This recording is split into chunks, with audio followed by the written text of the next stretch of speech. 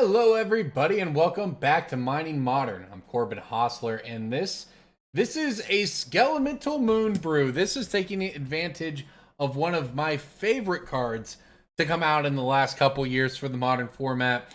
Lightning Skelemental. One of the first decks I ever built when I got into Magic was a Bloodbraid Ball Lightning deck, Cascade, swing for 9 on turn 3 off of a Birds of Paradise start. It was great. I loved it. And then Lightning Skelemental came out in Modern Horizons, and it warmed my heart and emptied my opponent's hands. It's a fun one. So when I saw this deck pop up, I had to give it a shot. Also makes use of a ton of new cards here.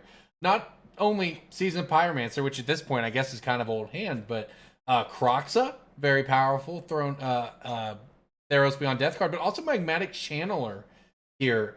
This is a really interesting one at Zendikar Rising. As long as there are 4 more instants or sorceries in your graveyard, it's a 4/4.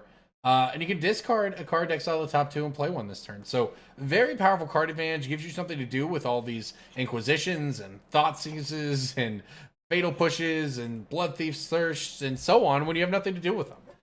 It's great for that. And round it out that, that removal and discard suite with the Lightning Bolts. And you've got yourself the makings of a deck, but what sets this one apart is you've seen sort of these black-red shells before, but this one, rather than sort of, playing the aggro route and really getting aggressive and prowess and all that stuff, instead we're going Blood Moon. We're Blood Mooning out our opponents, give them those mountains. It's been a minute, and this is why we're playing the deck. I can't say no to Skelemental, but it's been a minute since we've played a Blood Moon deck in Modern because it's been a while since Blood Moon has really been that relevant. It's a card that's in the format, and you know it, but the format's gotten so fast and so efficient that Blood Moon's almost too slow. But this deck did well with it, so we wanted to give it a shot. A couple Lilianas to round things out, and one of the versions of this deck I found had a Hazoret in it, so why not? I love it. Onto the sideboard, some straightforward stuff here. Soul Guide Lantern for the graveyard decks where you want it. Brutality against Burn and the flexibility of this card. Plague Engineer for all your tribal needs. But here's some fun ones. Ashiok so your opponents can't search. Angrath's Rampage. Just sort of a black-red spell that does it all out of War of the Spark here. It's nothing super flashy, but it gets the job done a lot of the times. And I found a Rain of Gore in the sideboard of one of these, and I had to give that a shot, right? If a spell or ability would cause a player to gain life, instead they lose that much life. I don't know where or if we'll want it, but if we do, it will be very good, so why not? Everybody, let's give it a shot. Skelemental Moons in Modern. Thanks for watching. All right, it looks like we are on the play, and this is certainly a keeper. It's got lands, it's got spells, and it's got some good ones. So let's see what our opponent is up to. Okay, it is a Devotion deck of some kind. Mono green Devotion, I would assume. So Arbor Elf or Utopia Sprawl. I'm going to take the Utopia Sprawl. And we're going to Lightning Bolt the Arbor Elf. So we have a plan. This is huge being on the draw here. I'm sorry, being on the play here. So much better than being on the draw. Because we would have had to Lightning Bolt that Arbor Elf, and then they would have got the Utopia Sprawl off still. So, oh wow. Or I'm sorry, they would have got the Utopia Sprawl off. Whereas this way, we get our Thoughtseize out and we can answer it totally. This leaves them with no ramp on their turn 1, as opposed to a ramp spell one way or the other. So this works out pretty well. Now we can go probably Dark Confidant, good old-fashioned Bob here on turn 3. Have a bolt for whatever it is they do, and start trying to recoup some cards. Already filling our graveyard for Kroxa, and we are on a bit of a clock. Remember, our opponent having that Genesis Wave in hand. If they get big mana, they're going to have big things to do with it. Drawing a Nykthos, anything like that. So the top of their deck is going to be very scary at any point. But we have a lot of hand disruption. We'll see what we can find here. At least we have something to point that Lightning Bolt at. All right, there's an Unearth. Unearth, not particularly good yet, but it will be. All right, we'll bolt down this Burning Tree Emissary, play out the Bob, and pass the turn here. Well, our opponent has 3 cards. I believe we know what they are. There's a Selkie, a Genesis Wave, and I guess one we don't know probably. So I guess we'll see what they end up feeling comfortable firing a wave off for. We don't kill super fast, but what if we find a Skelemental or something like that, right? We make them discard those cards out of their hand, then they don't really do much. Meanwhile, though, right, a Nykthos would be pretty problematic. So let's hope the Dark Confidant reveals something good here. It was a Kroxa. Well, you know what? Inquisition plus Kroxa gets the job done. I could also Kroxa and then Unearth, but we'll go this way. I think there's a Garruk over there we're going to get.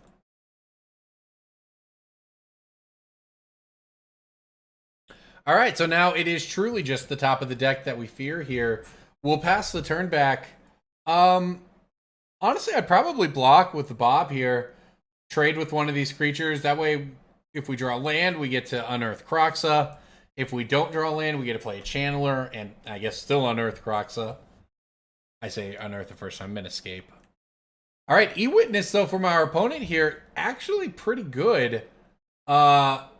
Depending on what they choose to get back, right? If they get back, say, Genesis Wave, something they can't play this turn, then we just get back Kroxa and it goes away. Instead, they just get back the Arbor Elf. So that's probably correct on their part, recognizing that they have to play sort of completely off the top of the deck.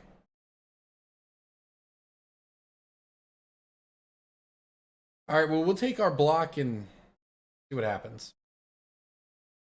There's a Skelemental. Not actually what we want right now. But still not the worst. And now I'm actually just going to bring back this Dark Confidant with that Unearth, because this Magmatic Channeler is a 4/4.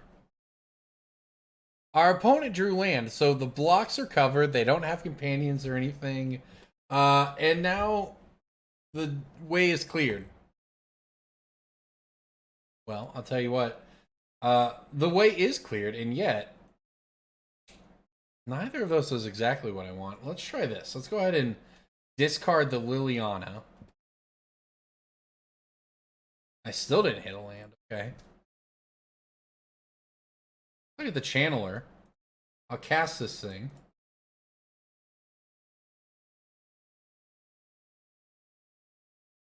I guess I hit the Arbor Elf.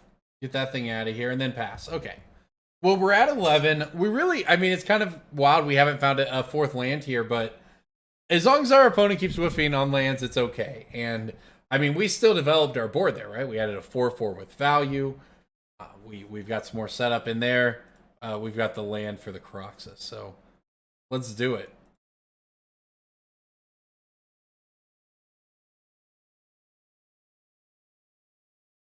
I don't think it matters too much what we exile here.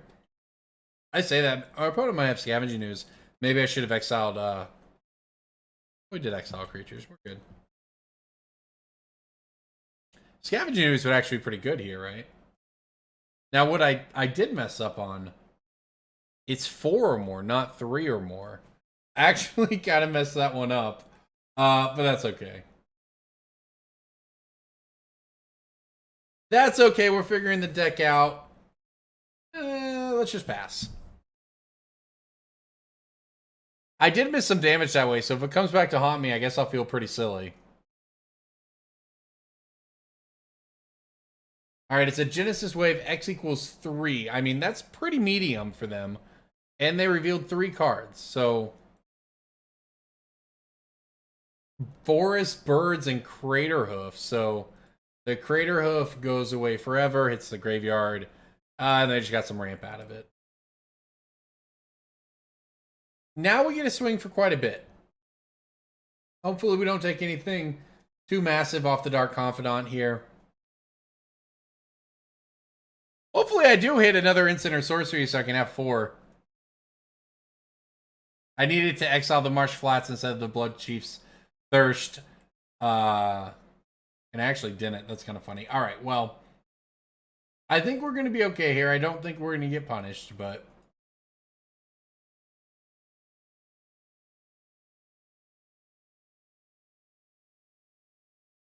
Alright, well, I actually don't really want to play either of those. Because I want to play the Skelemental here. I was hoping to get an instant or sorcery I could play. But this is still fine. I mean, this is still, I think, very close to a lethal attack, right? This puts them to 11. Then these two are lethal, so they have to put a blocker here. And then they can't actually kill any of this. Yeah, this seems fine. We did not play this one perfectly, but our deck, we did have a good enough draw, and we played it well enough that it looks like we got over the finish line here. Our deck felt very powerful, though, right? Frankly, this felt very good, and this is probably a good matchup. Mono Green Devotion, though, is very explosive. So you need the kind of early interaction that our deck does have to even have a chance. So fortunately, we did that. We have our opponent down to 4, which is not 0. So this game is not over.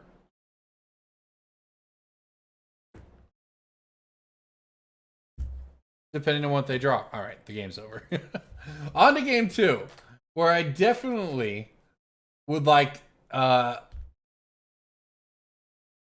these Collective Brutalities.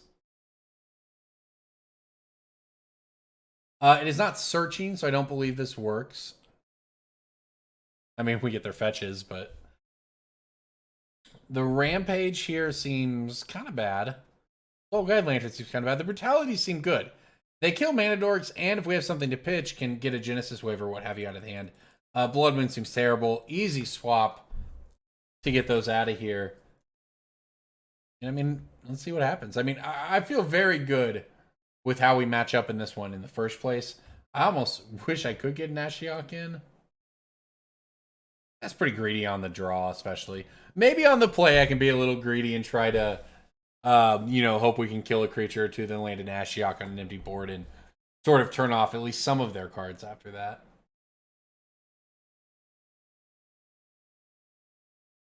This one, though, seems like a keep to me.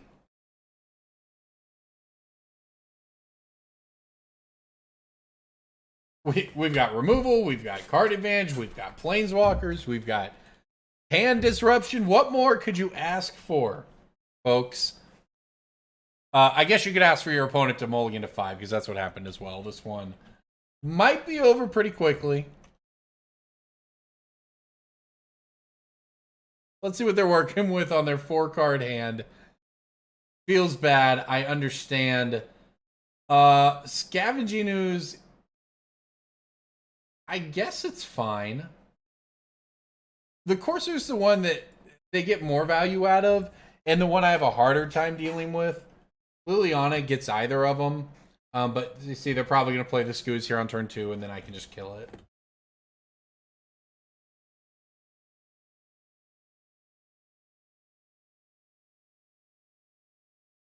I'm actually thinking, though, is this just cast? You may play, so you can actually get a land off of that. That is pretty nice.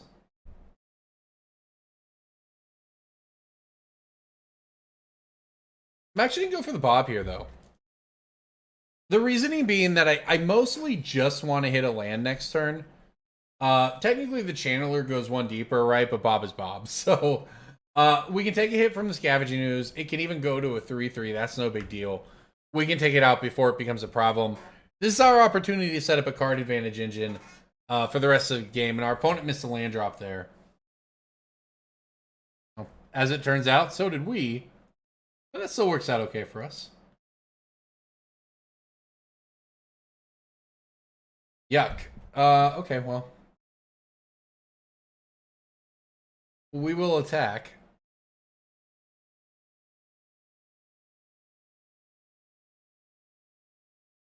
Alright, I assume they're going to go eat the Courser on the instep. And then I'll get it. I mean, I guess I'm trying to consider some kind of, one of those green protection spells. Okay, so I guess no matter what, it should kill this thing, because we actually fetch, we have Revolt. Alright, Scavenging Ooze down, and you know what? Now so is their Courser. If we can just find a land, we should be able to clean this one up. And, Bob will help do that. But our opponent, with that Nykthos, with that Utopia Sprawl, they can certainly get going. We did not hit a land. We hit a Kroxa. I guess that means now it's time to just play a Channeler. Heck, at this rate, we might just kill ourselves with this Bob. This is the only 4 in the deck, though, and it is now safely in our hand. So we won't be doing that. I think it's most of the worst it could be is a Skelemental at this point. Avenger of Zendikar on top. Okay. Well, that's quite the one to ramp into. All right. Bob found an Unearth that time. Much more reasonable. Or might have actually found the Marsh Flats. Either way, exactly what we're looking for, because now I'm actually just going to get the Swamp here. Play this Liliana out, get rid of the Corsair Cruffix. I did not want to fetch, even though I can't play the Lightning Skelemental that way. I think it's probably worth it to save on the life here as we take control of the board with the Liliana. This allows us a way to attack those ramp cards in our opponent's hand, rather those ramp payoffs. So even if they were to draw ramp cards, the payoffs are going to get hit by Liliana, and that's why it's enough to take it down in the first match. Skelemental, love it. Just any deck that plays that is going to lead to fun games, and that one certainly qualifies. All right, we're back on the play, and I have to say we are back rolling because this looks like a pretty good hand to me. I mean, look, it could be a lot better, right? This Blood Thief's Thirst could be a Thoughtseize or an Inquisition, but it's still very, very good. Removal, card selection, a Kroxa. I see why Magmatic Channeler is sort of making its way into these decks, these mid-rangey decks, because it's huge. It's a 4/4 for 2, which, I mean, granted, it's just a world where even Tarmogoyf can get outclassed pretty easily, but I mean, the discard value in a deck with Kroxa is there. Not to mention the selection you get out of it. It gives you something to turn your discard spells into. That's a big one in itself. So honestly, just a lot going for the Channeler. And in fact, our opponent is, I guess we're in the black-red mirror here, is going to Inquisition away something. You know, if they have removal for the Channeler, you might hit the Unearth.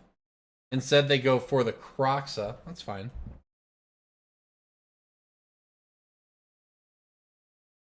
All right, go ahead and...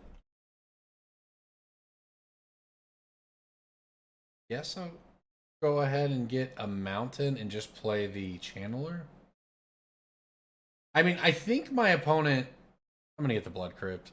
I don't want to get messed up on my colors later by being too silly about it now. All right, well, I assume our opponent has removal for the Channeler, but we'll make them have it. And then I'll tell you what, the Unearth, you know, we can use it on the Kroxa as sort of a one-shot to get it back in that way and get another card out of their hand. But we can also use it on the Channeler if they were to Lightning Bolt or Fatal push this thing down. And as a matter of fact, there you go. Ooh.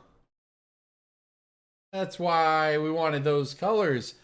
That is a lot better than a Channeler or a Kroxa. That is the one and only Lightning Skelemental, which is the biggest reason we're playing this deck. Are we really going to get this hit in? Oh no. Oh no, friend. You didn't have a Fatal push? You didn't have another Lightning Bolt? Ouch. Thoughtseize, Maelstrom Pulse, pay the Skelemental price, and we'll pass the turn back. So, all right. That was huge in these attrition battles because, I mean, don't look now, but our hand is not actually that good depending on what our opponent has as far as finishers, right? I mean, we're fighting against a Tarmogoyf, but and Liliana, something. There's all kinds of cards they could have here that we do not have very good answers to. The Skelemental was clutch at it just giving us a chance. Now we can attempt to unearth it and do it again. What I'll be doing against Ren and 6.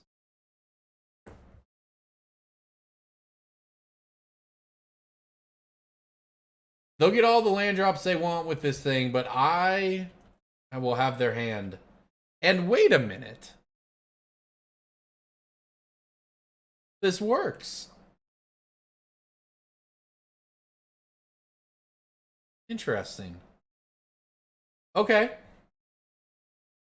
I have to say, I've not had that come up with a Ren and 6 before. You know, typically there's not really a lot of Planeswalkers CMC 2 or less. It's kind of silly. You know, the fact that it even says it felt kind of silly, right? But Rin 6 is in fact a 2-mana Planeswalker that goes down to the Bloodchief's Thirst.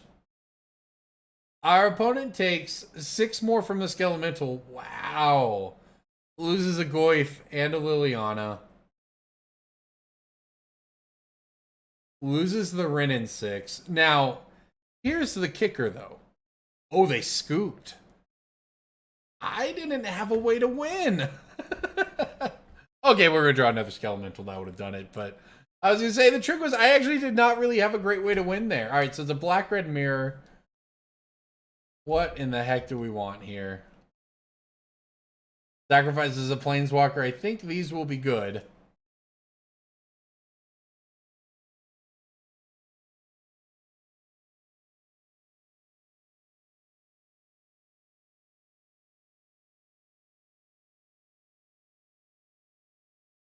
Interesting, it only exiles each opponent's graveyard, which is usually good, but against a Tarmogoyf is actually a little worse.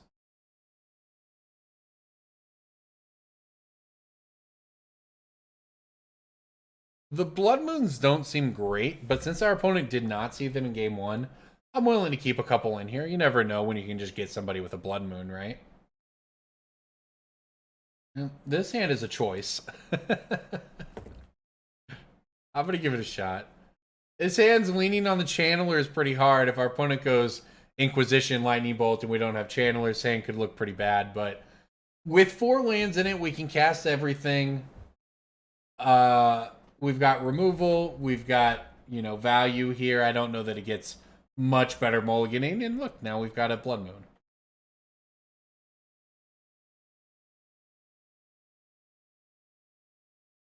Liliana, by far the biggest concern here.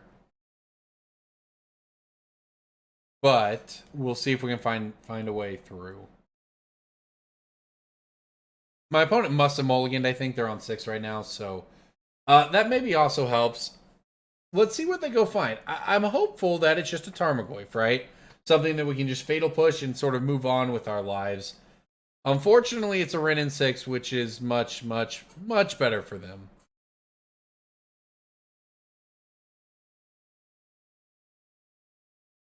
And you know what? We should make note. They were heads up here. Fetch the basics. So the Rin 6, the Blood Moons actually just are doing nothing. Definitely going to cut the rest of them after this. But let's play Channeler and see how it does.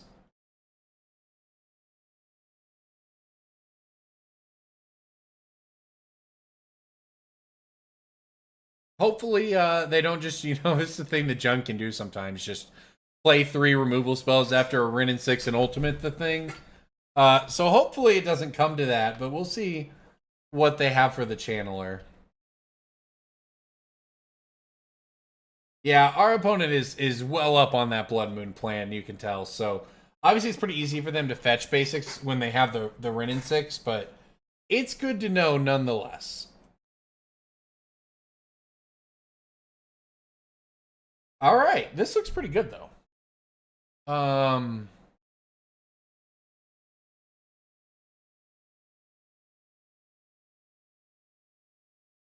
think I'm gonna.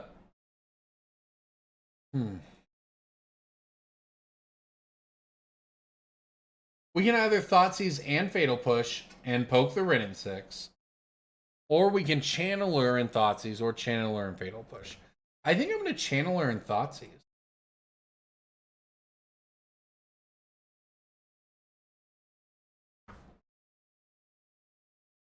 Oh, interesting. Okay. I'll pitch this Blood Moons. Blood Moon's not doing us anything. And now I can play an Inquisition or an Unearth. Sure, I'll take an Inquisition this turn. Why not? Alright, so there's the Lightning Bolt taking out the Channeler. Now the Thoughtseize resolves, hits their hand. Alright, K command and Maelstrom Pulse. Alright, Kolaghan's command down. Inquisition, take the Pulse, and we can play. Oh, we can even. As a matter of fact, Still Fatal Push, just Tarmogoyf.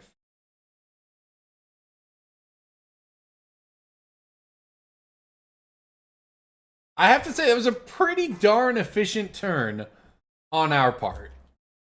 Right? So now our opponent has no gas in hand. That said, Raging Ravine is gas all its own, for what it's worth. But they do still have the Wrenn and 6, and the Wrenn and 6 is always a problem, and it's about to ultimate. So we're going to need to find some good cards right now abouts, and I have to say Lightning Bolt is a pretty great one.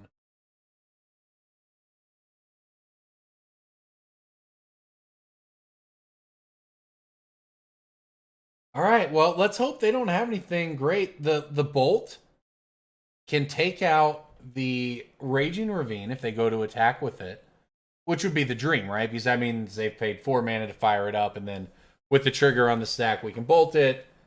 Yeah, everything's perfect, right? So I don't think that's what's going to happen, but I mean, if they just drew nothing but lands, that's where they'd be. So let's see what it actually is. 2 mana. Oh gosh, 3 mana for K command. Wow. All right, they're going to deal 2 damage to the Channeler. Return the Goyf to their hand, and now use the Wrenn and 6 to ping the Channeler. Pretty heads up play.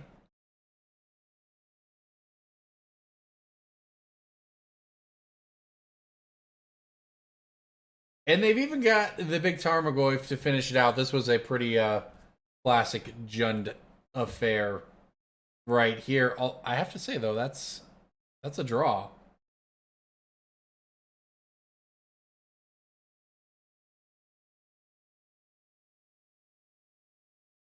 I can play Hazoret, and I can send Hazoret in at Wrenn and 6.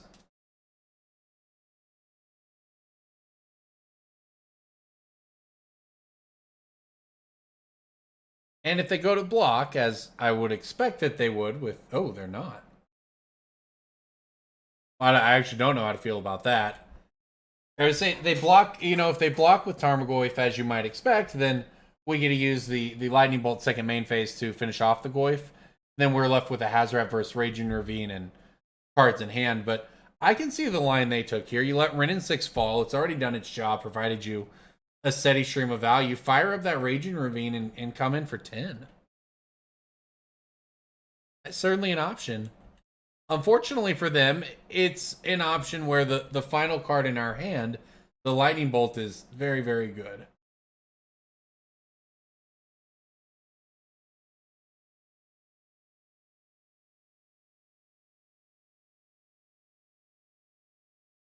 Because now all of a sudden this race starts to tilt a little bit in our favor. We go down to 7 from the Goyf. But we can deal 7 with Hazoret. And well, that's what we're going to be doing. Okay, Hazoret, let's get in there. I mean, I could play Hazoret on defense here. It is good at that, but I don't know that we're going to out-top deck a Jund deck that has... I mean, we both have a ton of lands. I don't really know that I'm out-top decking Jund. However, if they didn't have anything last turn, I can throw away the Blackcleave Cliffs. Oh, well, it's a Bloodbraid Elf, so never mind that and hit a bolt. Okay. Well, if they whiff there, we get to throw away the Bloodcleave Cliffs, put them to 6, and then they have to block Hazoret, and we just win with Liliana. So, all right, fair enough. All right, Jund, we don't want Blood Moons this time.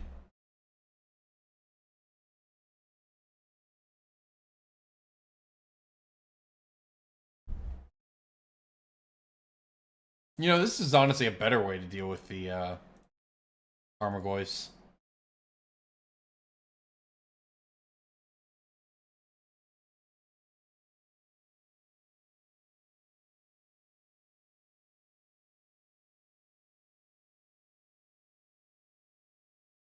All right, we'll give this a shot. I mean, look, I think our deck is reasonably well matched up against Jund. I think it's just it's probably pretty swingy. Comes down to draws. We've had good games so far, and this looks like a keeper to me.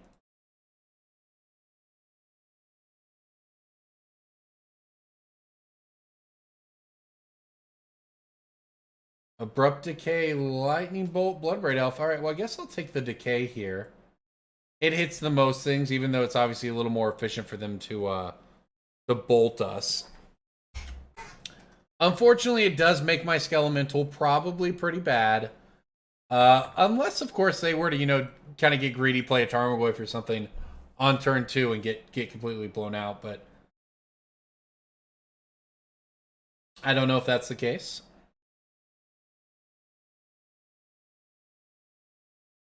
Finding more land's definitely not what we're looking for. I mean, we know what our opponent's on. Hitting a Thoughtseize there, getting the Bloodbraid Elf out would have been decent. Yeah, I mean, we'll see where things go right now. This is a big question if they choose to cast something. They don't. So we can offer up the Skelemental to the Lightning Bolt if we want. You know, I was going to say I probably already have to. Just because they're going to bolt something at some point or another. We may as well get it done now. But another Skelemental off the top helps out quite a bit.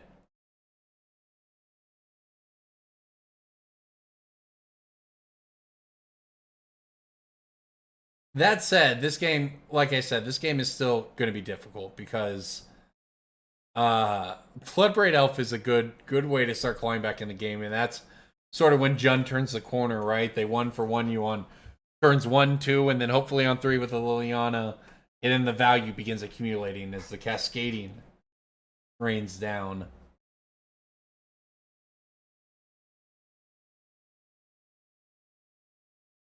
Alright, that said, we've got another Skelemental. Let's play it and see what happens.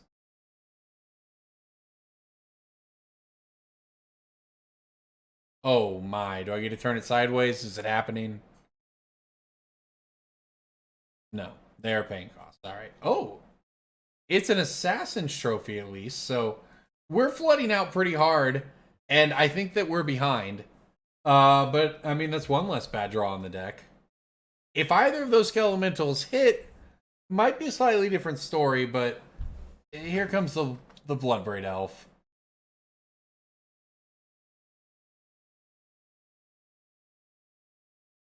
There are a lot of, you know, fairly... Never mind. I was going to say, there's some fairly sort of whiffs, right? A Lightning Bolt. Even hitting like a Tarmogoyf is sort of a whiff in the sense that I have double Fatal Push. Unfortunately for us, hitting Wrenn and 6 is anything but a whiff. I can take this thing out with a Revolted Fatal Push.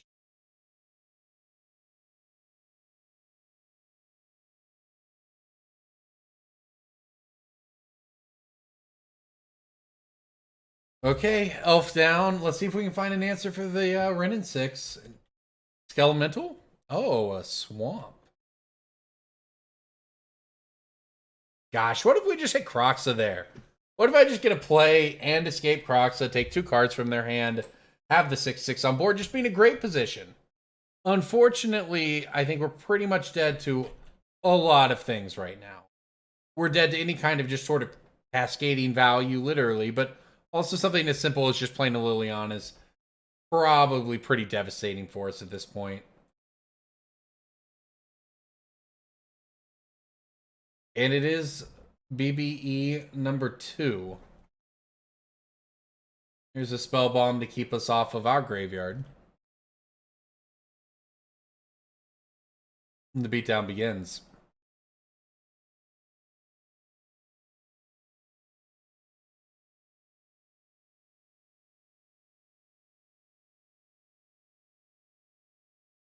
All right. Well, I believe we've been Junded out here.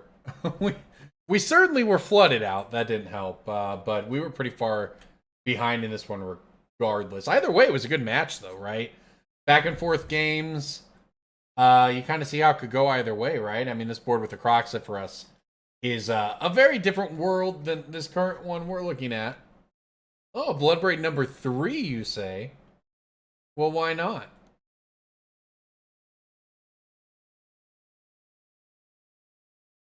We're about to find out what retrace spells. Is that what this thing does? Is it rebound or retrace? Retrace, it's not even that good. Okay. I mean, I say that. It turns all their lands into lightning bolts, but it doesn't, immediately end the game. I can fire off one more Fatal Push and take another draw step here. See what happens. But I think that we're pretty much out of chances after that.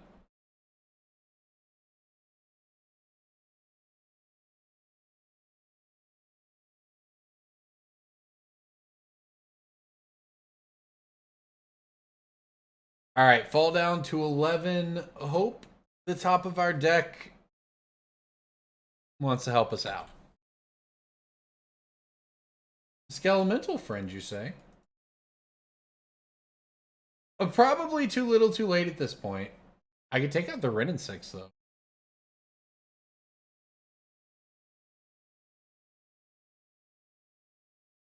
I don't know. It feels pretty bad when you're throwing your Skelementals at Planeswalkers, but do we win where they get to ultimate the Wrenn and 6? I don't really think we win that game. They have 4 cards in their hands. What's taking 2 of them going to do if they just keep a Wrenn and 6? So I don't know how we win this game at all. But I do know that taking that thing out of here is probably step 1. Alright, they're actually going to crack the Spell Bomb. Which, by the way, we have the Soul Guide Lanterns in ours. When you can Cascade into your Graveyard Hate, that makes your Graveyard Hate pretty strong. Get it for free and be able to, take our Kroxa fodder away. We also took a Lightning Bolt, and there's a Liliana. I think that probably does it. The Wrenn and 6 value is just so much. It keeps their hand full. It makes your discarding spells worse. It does stuff, right? It ping. We watch it take out one of our creatures. Really powerful Planeswalker. And they got to discard a Pyromancer for the rub-in value. I like that.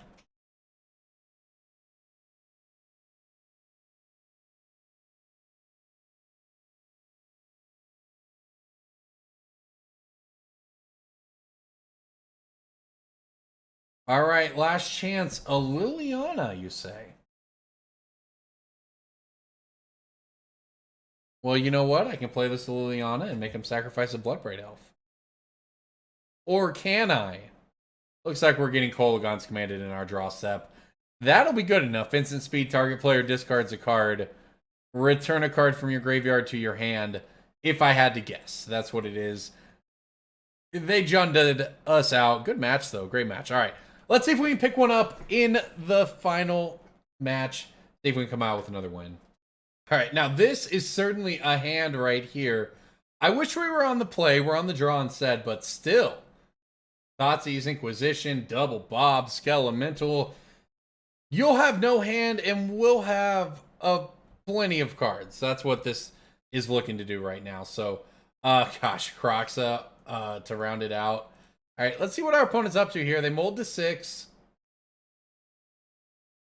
Led on a Noble Hierarch. Pretty easy one here. Take the combo piece. Eldritch Evolution.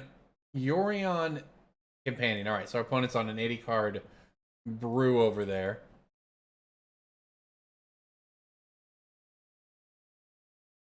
Okay, well, fair enough. They got all kinds of powerful cards. Did I see an Omnath? Gosh. So I just actually have to Thoughtseize them here on turn 2? Oh, well, I do still have to do that, but this is even better because I can Thoughtseize and then bolt the Hierarch. Keeps me doing something with my mana here. Also probably fairly annoying for them.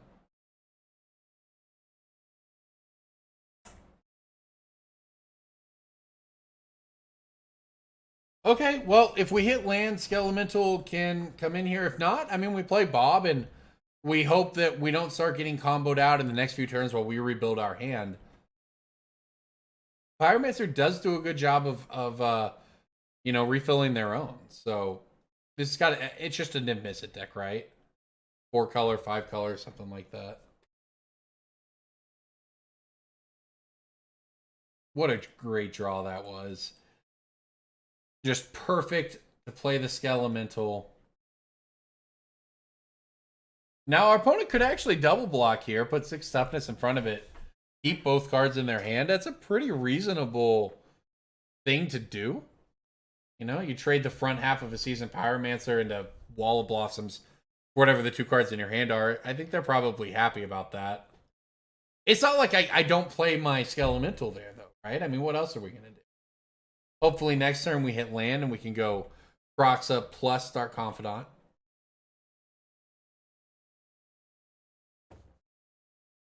Okay, Sword of Fire and Ice, you say?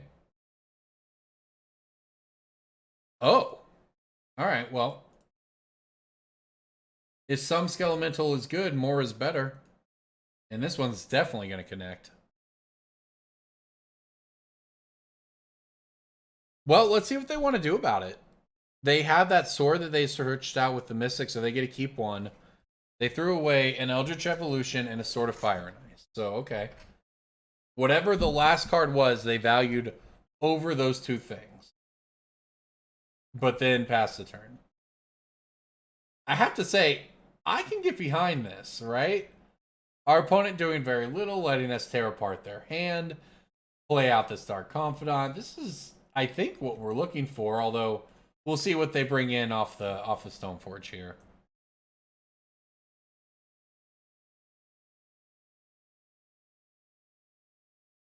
That's an Eidolon of Rhetoric that goes to the graveyard. And now we can escape Kroxa with the Dark Confidant out. So we have turned the corner in the sense that our deck takes over next turn. But they have this instep and their next turn to try and disrupt that. Unfortunately for them, I don't know that Batterskull is going to do it. They must have already had that one in hand, obviously. So, I mean, coming in for 5 here. But I get to escape Kroxa and then just have a blocker, right? So, this feels just fine. And sometimes it's nice to even get lucky off a Dark Confidant.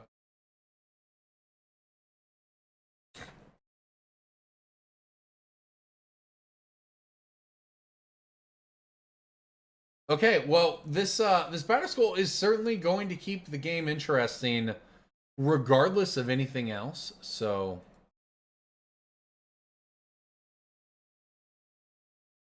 let's play Kroxa and hope that the last card they keep is not going to beat us. I think that's probably what it comes down to, right? Is we can block the Germ. Germ's not very good at blocking Kroxa. And then with the Bob, we'll just be, you know, far and away ahead in the next turn or two. So they actually threw away the Yorion there. Makes sense. 5 mana wasn't going to do them any good anytime soon.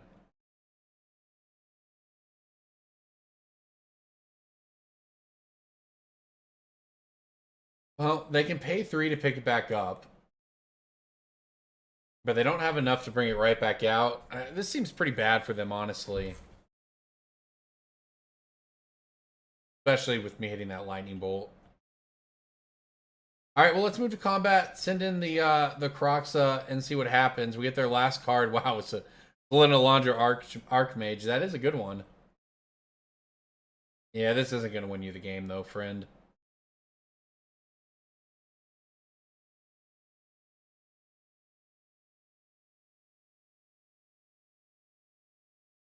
I'm happy to just throw all this away, draw new cards here, fill up our graveyard. Not an issue. And you know what? There's a Fatal Push to get rid of the Germ token and clean this thing up anyway. That'll be, I guess if we Inquisition first, it'll be the 4th.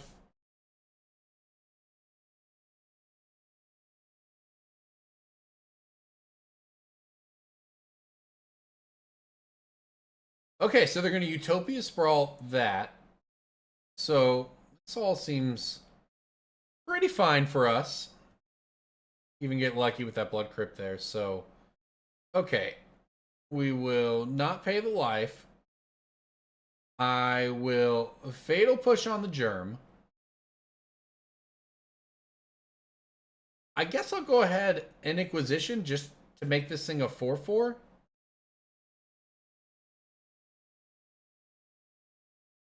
And then we'll play a Skelemental. And now I think we're attacking for a whole lot of... Just lethal, right? Yeah, just lethal. On the game. Woo! Okay, so... Niv Mizzet is essentially what we saw there. Ashiok's probably good. Collective Brutality's probably fine. I honestly don't really know. The Blood Moons, I'm certain, are quite good. What don't we want? What don't we want?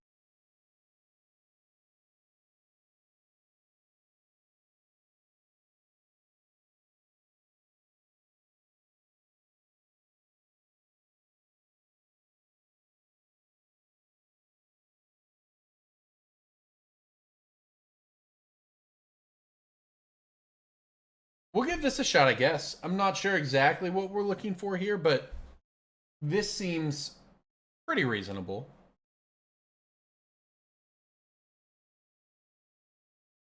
Well, 5 lands is really not where you want to be, but, you know, double hand disruption is. We're on the draw. We'll have plenty of time to draw out of whatever we're looking at with these two. And the thing is, I don't hate having 5 lands over the course of a game. I mean, we want to escape Kroxa at some point. So it makes sense. I mean, it's real easy. You just don't draw. If we just don't draw any, it's fine. See? Step 1, draw more Thoughtseizes.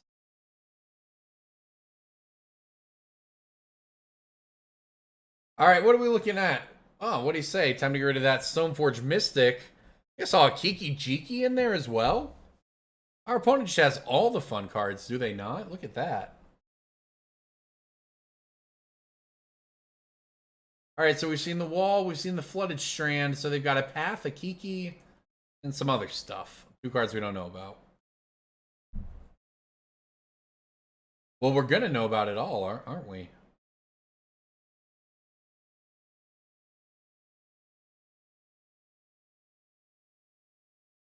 All right, Inquisition. Let's just find a Kroxa. That's all you need when you have a hand like this. Just round it out with a Kroxa, please. All right, get rid of the Court of Calling.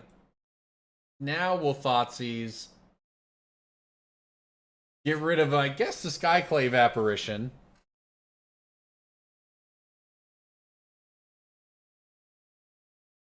That one allows them to attack. It'll hit a Liliana or whatever we might find. Next turn, we can Thoughtseize the Kiki Jiki. Look, all I'm asking for is send me a Kroxa off the top of the deck. I get to Thoughtseize away the Kiki, Kroxa away the last card they have in their hand, and then escape Kroxa the turn after that on turn 4. Right? I mean, think about that. Turn 1, Inquisition. Turn 2, Inquisition Thoughtseize. Turn 3, Kroxa Thoughtseize. Turn 4, Kroxa. That's all I'm asking for. Is that too much? Is that too much to ask? I guess it was too much to ask. But you know what? We'll persevere through the hardship. Magic Online is imposing on us, and we'll, guess get rid of this Kiki Jiki. They're still going to play this stupid Yorion.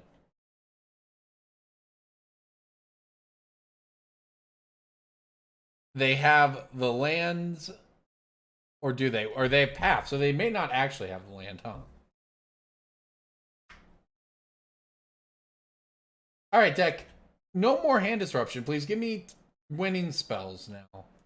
Only winning spells, please.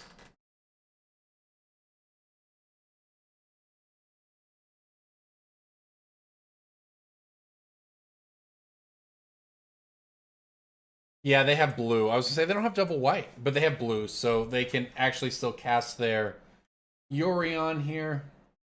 I mean, I can Fatal Push the Wall of Blossoms, which I will.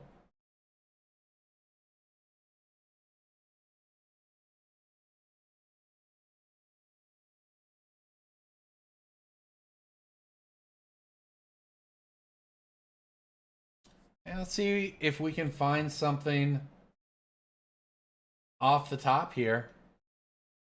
Liliana, I have to say, would be pretty good. Liliana, make him sacrifice Yorion. Oh my gosh. Look at that! That's how you do it! Magic Online felt guilty about not giving us that Kroxa, so it gave us the Liliana. You know what, Magic Online? I guess I'll forgive you this time. This time I'll forgive you. Get out of here, Yorion. This game, by the way, nowhere near over. Our opponent's deck. Oh, they actually changed this, so now it does say white. You know, if they play Niv Mizzet, which is, I assume this is a 5-color Niv Mizzet thing, they're going to draw 4 more cards or whatever, and we're still going to be behind. But alternatively, they don't have it. Look at that. So, all right, we'll make each player discard. Mountain for us, Path to Exile for them. Yeah, Path not very good when we don't give you any targets because we drew nothing but lands. And Lilianas.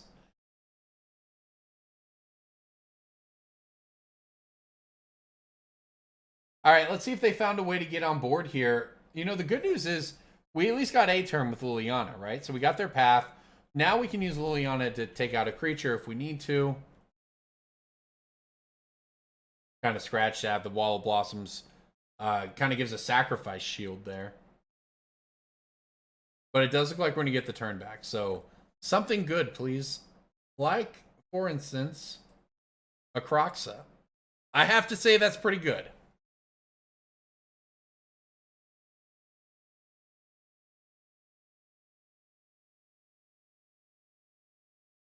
No, they had the path. All right. That was a known risk. I thought about it. There's actually no way around that because they had 2 cards in hand, right? So even if we Liliana first and discard our Kroxa and then escape it, it still ends with the same thing, right? So the ability did happen though. So the birds bites it. And I guess now we're on this Liliana grind. We've made our opponent run out of creatures, run out of spells. I mean, this board is at parity. Except we have a Liliana on 3. Let's see who top decks their way out of it. Might be me. Might be me with the Magmatic Channeler here. That keeps Liliana from getting attacked as we steadily take Liliana up to an ultimate, which, to be fair, is probably not game-breaking in this circumstance, but I mean, look, our opponent drew another land. We get a turn with the Channeler here. This is just great for us, right?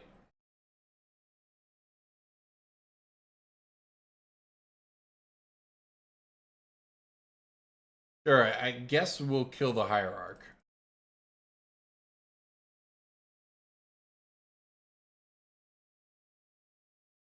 The Hierarch is the creature that can attack the Liliana, so, you know, I have to say, we've caught a break here. Our opponent hasn't drawn great the last couple turns.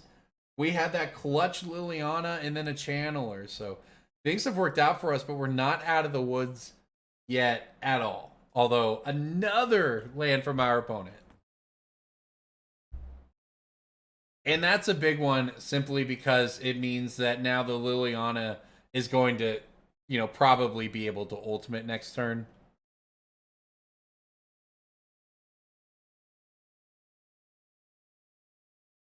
We get the Dark Confidant off the Magmatic Channeler. And, you know, like I talked about, I might have talked about, you can either go real fast with these black-red decks, whereas Kroxa is sort of your top end.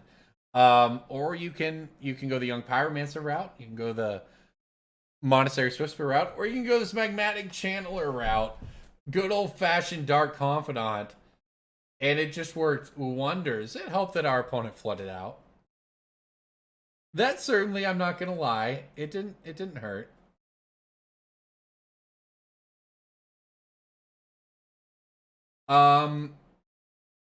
Yeah, I don't need to mess around with more cards off the Channeler.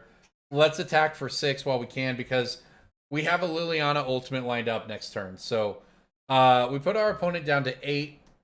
Liliana, if they find a creature, can separate the creature from the lands.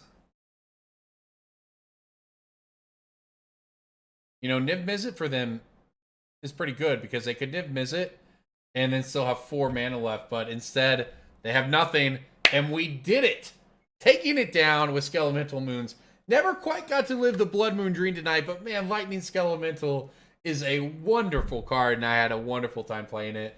Thank you so much, everybody, for watching Mighty Modern here on Cool Stuff Inc. As always, I'm Corbin Hosler. I'll see you next week.